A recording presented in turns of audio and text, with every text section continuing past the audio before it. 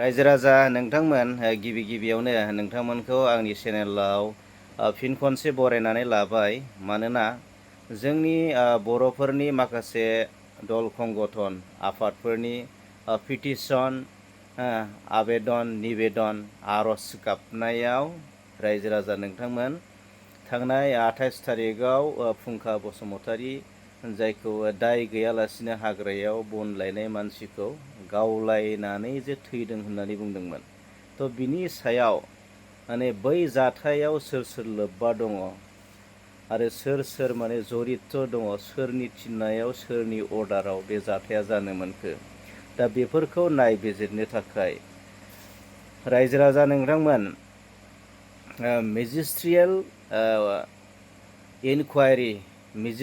इनकुवारि मोनसे लन्च खालामनाय जाबाय रायजो राजा नोंथांमोन। मानोना नैबे मास मोनसेनि गेजेरावनो माने बे जाथायजों जेसेबां माने लोब्बा दङ, जरित दङ, बैफोर मानसिफोरखौ माने थन्न थन्न माने इनकुवारि खालामनानै हमनाय जाजोबगोन रायजो राजा नोंथांमोन।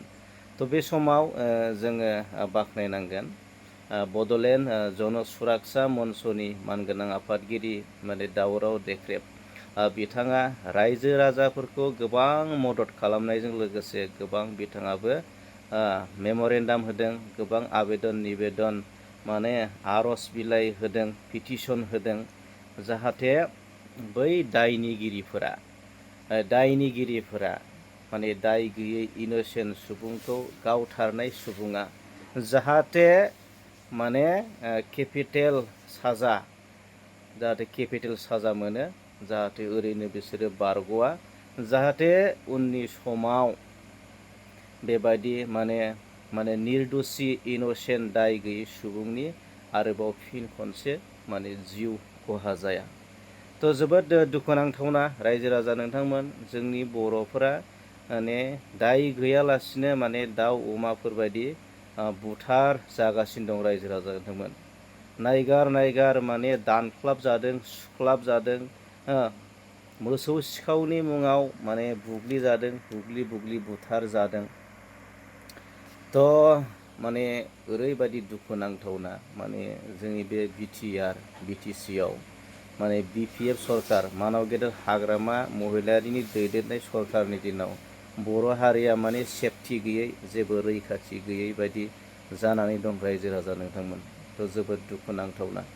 आरो जोङो सिगाङावसो जों खोनायोमोन बेबायदि माने कनस्पिरेसि, नङा होमबा, बेबायदि फाव फान्दायनाय गुबुन जाथियासो बर'नि लाइमोन सेंग्रा सिख्लाफोरखौ बै समाव बेबायदि कनस्पिरेसि आरो फाव फान्दायनायनि गेजेरजों सख्ल' बख्ल' मोजां सेंग्राफोरखौ माने खारहोनानै गुलि गावनानै खारनायखायसो गावथारजादों होननानै बेबायदि कनस्पिरेसि खालायोमोन, फाव फान्दायोमोन।